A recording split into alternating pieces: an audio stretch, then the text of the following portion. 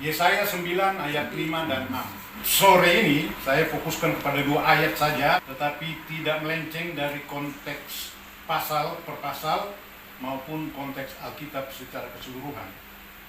Dan penyampaian firman ini namanya khotbah tekstual karena dari 2 ayat saja.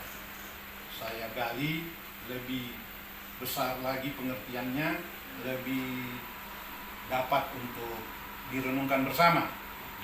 Kalau sudah siap, mari kita baca bergantian, dimulai dari yang wanita, ayat 5. Silakan.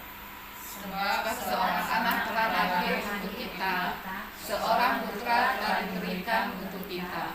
Lambang pemerintahan ada di atas dagunya, dan namanya disebutkan orang Penasehat Ajaib, Allah yang perkasa, Bapa yang kekal, Raja Damai. Dan dilanjuti oleh para lelaki, ayat 6, 3, 2, 1. Besar kekuasaannya dan damai sejahtera tidak akan berkesudahan di atas tahta Daud dan di dalam kerajaannya, karena ia mendasarkan dan mengokohkannya dengan keadilan dan kebenaran dari sekarang sampai selama-lamanya. Kecemburuan Tuhan semesta alam akan melakukan hal ini. Demikian firman Tuhan. Saudara yang dikasihi oleh Tuhan, kalau kita mendengarkan 2 ayat ini, maka kita harus mengetahui bahwa Yesaya ini ada di dalam golongan para nabi besar. Yesaya, Yehezkiel, Yeremia itu nabi besar, juga Daniel. Dan ayat-ayat ini selain diserukan oleh Nabi Yesaya, dia digerakkan dan diutus oleh Allah untuk menuliskan kitab Yesaya ini. Sedangkan tujuan penulisannya adalah menubuatkan pengharapan masa depan kaum sisa. Pertanyaannya sebelum dilanjutin, kaum sisa itu apa sih? Siapa sih? Dan kepada siapa dirujukkan kaum sisa? Tentu dalam konteks ini berbicara kepada bangsa Israel. Nabi Yesaya ditugaskan untuk menyampaikan yang dikasihi oleh Tuhan, Yehuda dan Israel.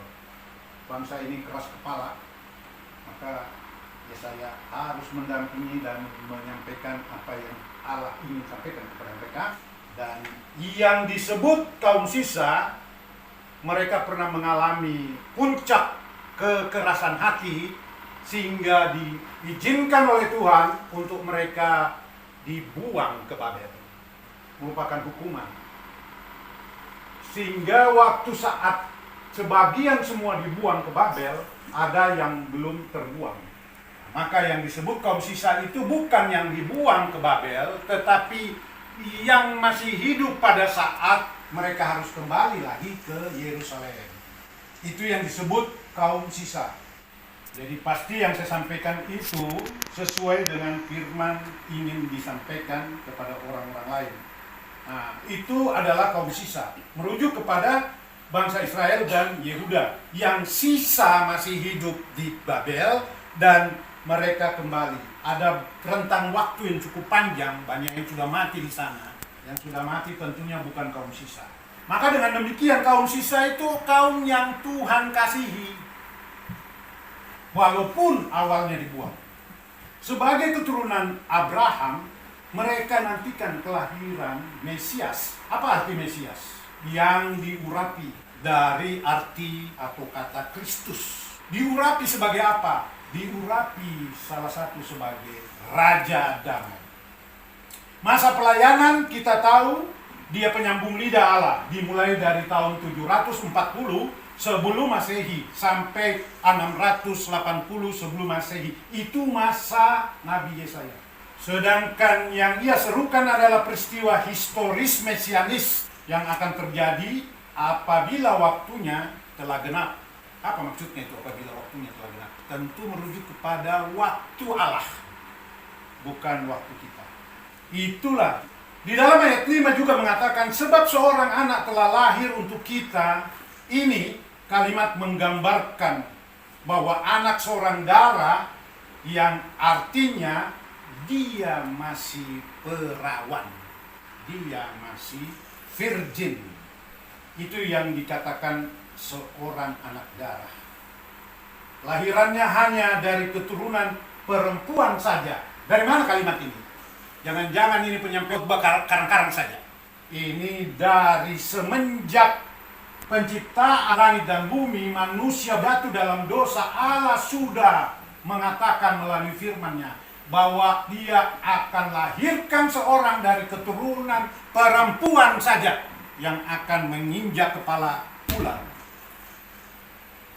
Merujuk kepada Mesianis, yaitu Yesus Kristus.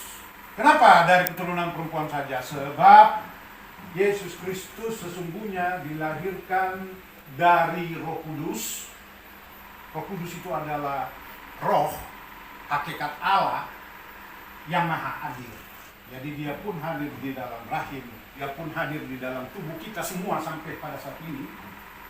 Tetapi tiba pada waktu genap harinya, Roh Kudus itu bergerak sesuai keinginan Allah, dan janin itu mulai tumbuh di dalam rahim seorang anak darah yang perawan. Ini mujizat terbesar yang pernah kita ketahui melalui wahyu yang difirmankannya. Tidak ada suatu mujizat yang melebihi daripada mujizat ini. Sebab jikalau ini tidak terjadi, maka sia-sialah hidup kita.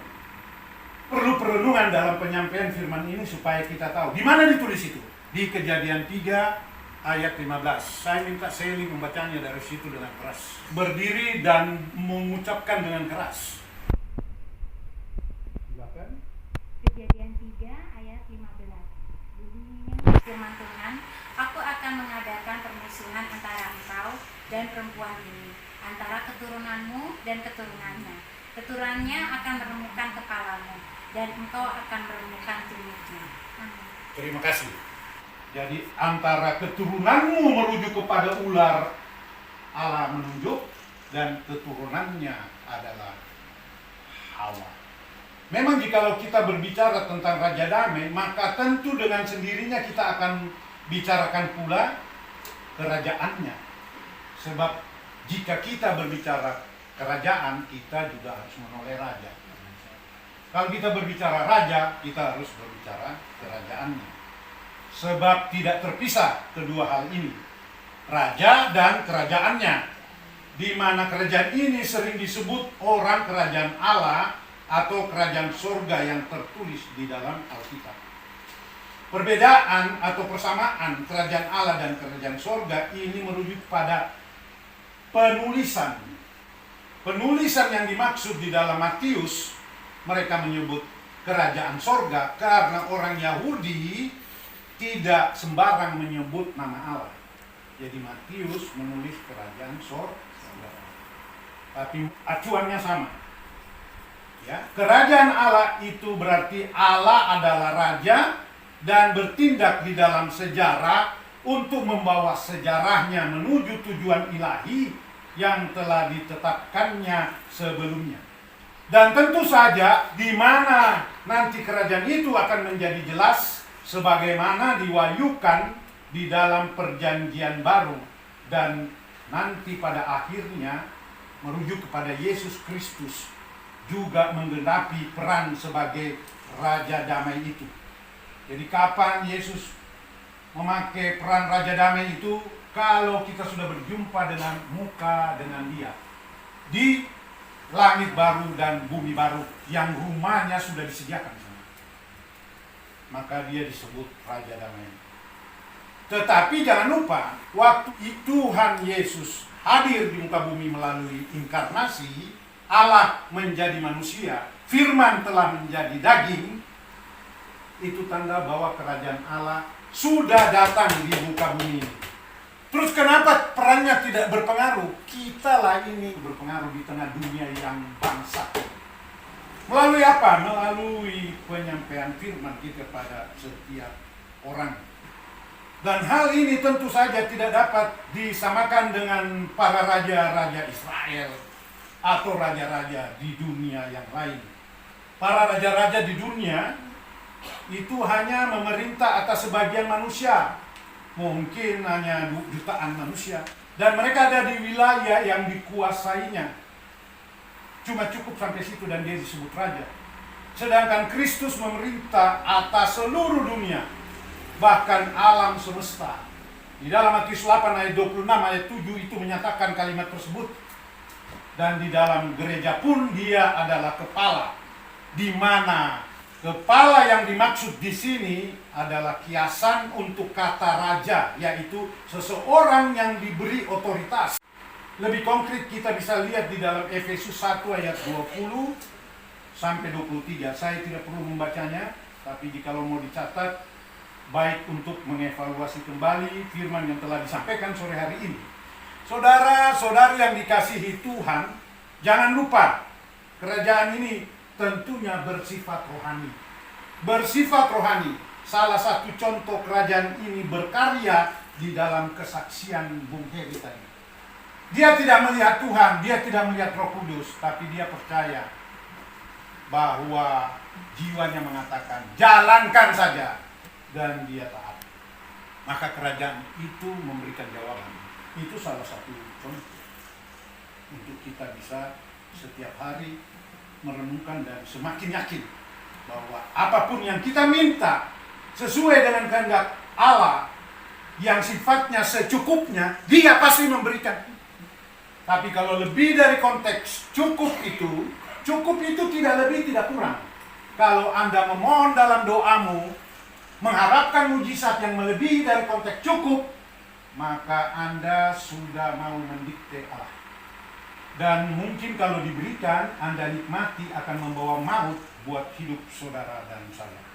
Itu sebabnya kecukupan yang seperti disaksikan Bung Heri dalam membiayai anak yang Tuhan beri, itu konteks Alkitab. Dan itu ya dan amin.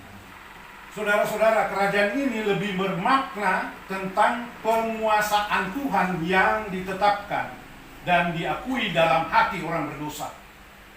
Bung Heri itu orang berdosa, saya orang berdosa, dan semua manusia di muka bumi ini sampai pada akhir zaman semua orang berdosa. Memang bukan ditetapkan oleh kekuatan usaha manusia, tidak saudara. Kerajaan itu bukan kekuatan manusia menetapkan. Sebagai raja yang diurapi, Kristus menentukan kerajaannya yang rohani. Dia memerintah dan melindungi dari kekuatan yang jahat. Ia dapat mengatur segala kekuasaan yang ia kehendaki. Segala gerakan dalam dunia ini agar miliknya aman dan terlindungi dari kuasa kegelapan. Ia raja yang sempurna, yang memerintah dengan bijaksana, penuh perhatian, dan penuh kuasa serta keadilan. Saudara-saudari yang dikasihi Tuhan, kerajaan Allah bukanlah sebuah kondisi yang merupakan hasil usaha manusia, bukan pula puncak perbuatan manusia, melainkan kerajaan Allah itu ditegakkan melalui anugerah Allah yang maha kuasa. Segala berkat-berkat kerajaan tersebut hanya dapat diterima sebagai anugerah pemberian Allah. Maka tugas manusia, saudara dan saya, bukanlah untuk menyebabkan kerajaan tersebut menjadi ada, melainkan masuk ke dalamnya melalui iman dan berdoalah. Agar apa? Ya, agar manusia merendahkan hati terhadap kekuasaan Allah di setiap bidang kehidupannya. Kerajaan Allah sama sekali bukan berarti usaha manusia untuk mencapai kesempurnaan, melainkan Allah yang masuk ke dalam sejarah manusia untuk menetapkan pemerintahannya dan melaksanakan segala rencananya.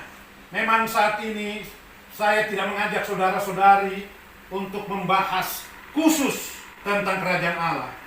Oleh karena memang penjabaran saat ini saya hanya fokuskan ke dalam arah tema khotbah saat ini, yaitu Sang Raja Damai. Saudara-saudari yang dikasihi Tuhan, memang nubuatan ini diproklamirkan pada waktu praeksistensi Kristus. Apa maksudnya itu? Praeksistensi Kristus.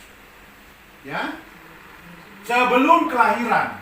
Nah, ini penting saya tekankan supaya kita anak-anak muda harus tahu bahwa Yesus Kristus itu telah ada sebelum dunia diciptakan. Dia ada bagian daripada hakikat Allah, pribadi kedua, yaitu firman. Dan masa itu disebut praeksistensi Kristus. Sebelum inkarnasi Kristus terjadi, maka itulah yang disebut praeksistensi Kristus. Tetapi nanti tiba waktunya Allah akan mengambil wujud seorang hamba, seperti ada tertulis di dalam surat Filipi 2 ayat 7. Saya minta Bapak membacakannya karena singkat dan itu sangat penting di dalam ayat itu. Telah mengosongkan dirinya sendiri dan mengambil rupa seorang hamba dan menjadi sama dengan manusia. Dahsyat di situ, saudara. Sampai saya bilang adalah mujizat terbesar. Hamba menjadi manusia. Seorang Allah menjadi seorang hamba. Iya. Kalau saya pinjam kalimat yang singkat, biar gampang diingat. Sang pencipta mau menjadi yang dicipta. Ya, ini penting sekali untuk kita renungkan, firman yang indah sekali. Firman telah menjadi daging yang seterusnya akan berjalan terus di dalam rencana keilahiannya yang menembus sejarah manusia dalam ruang dan waktu sampai kembali kepada kemuliaannya yang kekal, sebab kerajaannya memang kekal. Artinya kekal sejak dari sebelum penciptaan, keadaan masih kekal, tidak ada ruang dan waktu yang kita nikmati seperti sore ini, dan dia hidup sampai kembali kepada kekekalan. Itu Tuhan kita. Jadi kita memang harus menghargai dia dengan rasa takut dan gentar, sehingga pada saat kita berseru memohon pertolongan, dia pasti memberikan menurut kehendaknya. Saudara-saudara yang dikasihi Tuhan, Raja ini pula yang Allah janjikan sebagai dasar janji pertamanya mengenai keturunan perempuan yang saya sudah singgung tadi di dalam Kejadian 3 ayat 15. Saudara-saudari yang dikasihi Tuhan, seorang anak telah lahir untuk kita, seorang putra telah diberikan untuk kita. Lambang pemerintahan ada di atas bahunya dan namanya disebut orang Raja Damai. Ini kalau kita merenungkan, kita mendengar kalimat demikian, maka jelas pernyataan ini membawa damai di antara umatnya pada masa pra-eksistensi Kristus. Itu tujuan utamanya. Tetapi karena firman itu begitu besar cinta kasihnya, Yohanes 3 ayat 16, maka kita pun mendapatkan kasih Tuhan itu. Yang tadinya ditujukan kepada Yehuda dan Israel, tapi karena kegebalan mereka, maka kita memperoleh anugerah. Khotbah ini menjenuhkan, tapi saudara tidak sadar bahwa khotbah ini sudah melingkupi seluruh Alkitab yang ada. Supaya kita belajar Alkitab yang singkat, tetapi landas. Ya. Jadi saya ingin kita mempunyai respon yang baik untuk mendengarkan firman ini. Raja ini membawa damai dalam keluarga setiap muridnya. Juga khususnya membawa damai dalam gerejanya yang sudah tentu pada akhirnya membawa damai kepada seluruh dunia. Siapakah dia? Yang ngantuk. Siapakah dia? Siapakah dia? Jadi boleh tidur asal ngerti. Gak apa-apa ya, om begitu ya. Tapi kau tidur saja kau ngerti, berarti ada Roh Kudus juga di dalam keluarga. Kan begitu ya. Nah, kita harus bersyukur, berterima kasih kepada Tuhan. Dialah Yesus Kristus. Dialah Sang Raja Damai. Nah, saudara-saudara yang dikasihi Tuhan, kalimat selanjutnya mengatakan bahwa ia adalah Raja Damai sampai-sampai berita Injil tentang kelahirannya diwarnai oleh berita malaikat. Ingat saudara, siapa manusia di dunia ini yang lahir, terus kor malaikat menyanyi di muka bumi dan di surga. Hanya siapa? Yesus Kristus. Ini tanda-tanda ajaib yang jarang dihotbahkan secara literal supaya kita tertegun. Jadi kalau ada orang bertanya, Tuhanmu seperti apa? Dia lahir malaikat menyanyi seperti kor berseru. Apa lagunya? Tadi yang kita nyanyi. Gloria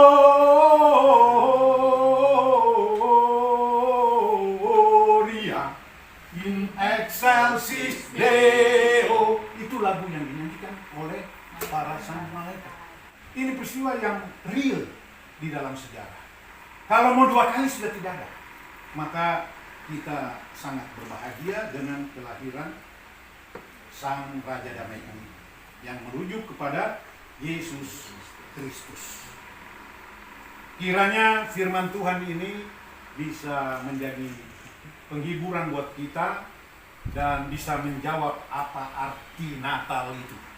Amin. Mari kita tunduk lipat tangan dan kita berdoa.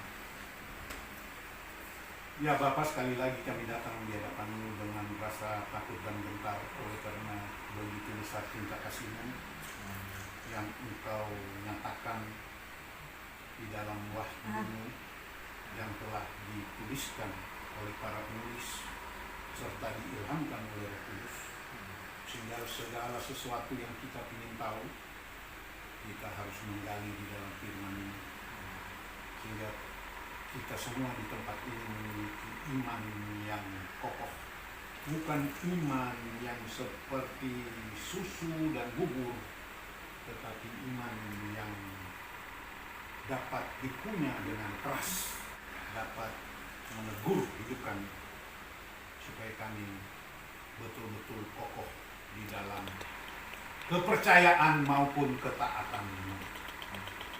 Kami bersyukur sekali lagi Tuhan, firman telah disampaikan, dan biarlah firman ini tidak kembali dengan sia-sia. Hamba yang hina ini memohon kepada Roh Kudus yang hadir di tempat ini dan yang hadir di dalam jiwa kami semua. Berkaryalah agar di tahun-tahun ke depan kemuliaan semakin menggelora di dalam kehidupan kami, agar setiap orang yang tidak mengenal juga ikut memuji Engkau. Terpujilah Engkau Bapa, di dalam nama Tuhan Yesus Kristus kami berdoa dan mengucap syukur. Amin.